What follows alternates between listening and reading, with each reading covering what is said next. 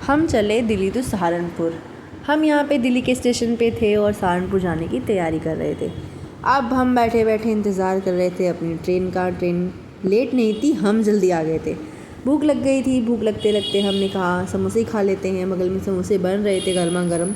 हमने समोसे लिए और हमने समोसे लेके एंजॉय करा। इतनी देर में ही कोई ट्रेन आ चुकी थी। वो हमारी ट्रेन नहीं थी, लोकल ट्रेन थी जो कि दिल्ली जा रही थी और खाली थी बिल्कुल।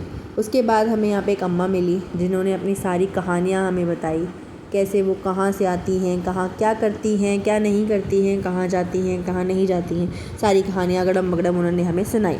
उसके बाद इनकी ट्रेन आ चुकी थी, ये भी रेडी हो गई थी क्योंकि लोकल में ट्रैवल करती हैं, तो इन्होंने जल्दी से दौड़ लगाई अपनी ट्रेन के लिए और हमें बाय कह के अलविदा कह दिया।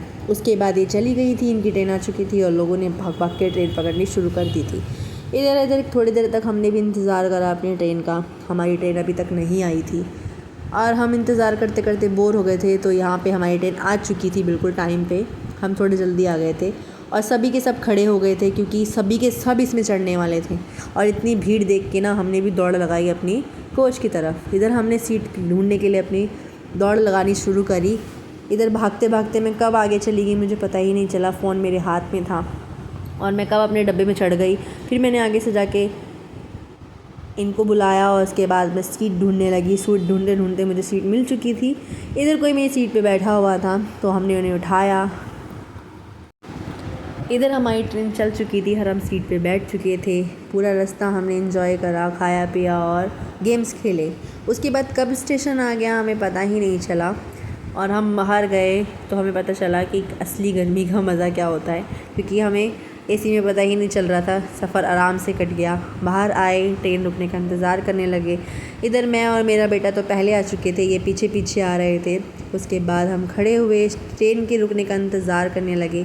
ट्रेन रुकते ही ना सबसे पहले मैं उतर गई थी, मेरा बेटा और मैं उतर गए थे और ये पीछे पीछे आ रहे थे। उसके बाद हमने भाग लगाई सीढ़ियों की तरफ, क्योंकि यहाँ पे ना बहुत भीड़ हो रखी थी स्टेशन पे। मुझे ऐसा लग रहा था ना कि आधी जो ट्रेन है ना, या तो पूरी ही ट्रेन यहाँ पे खाली हो गई थी।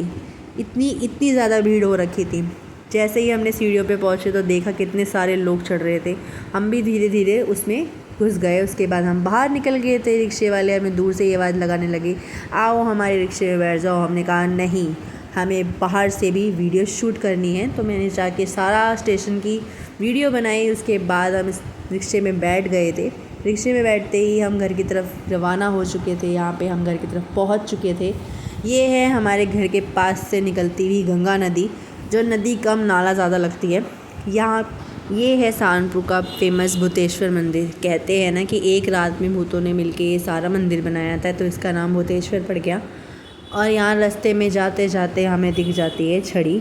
सहारनपुर में ना बहुत छड़ियाँ निकलती हैं, तो ये उनमें से ही एक है। आज लास्ट दिन था इसका। और ऐसे करते करते हम गली में पहुँच चुके थे। गली में बहुत शोर शराबा हो रखा था और यहाँ पे हम घर पहुँच चुके हैं। अब बाय बाय सबको।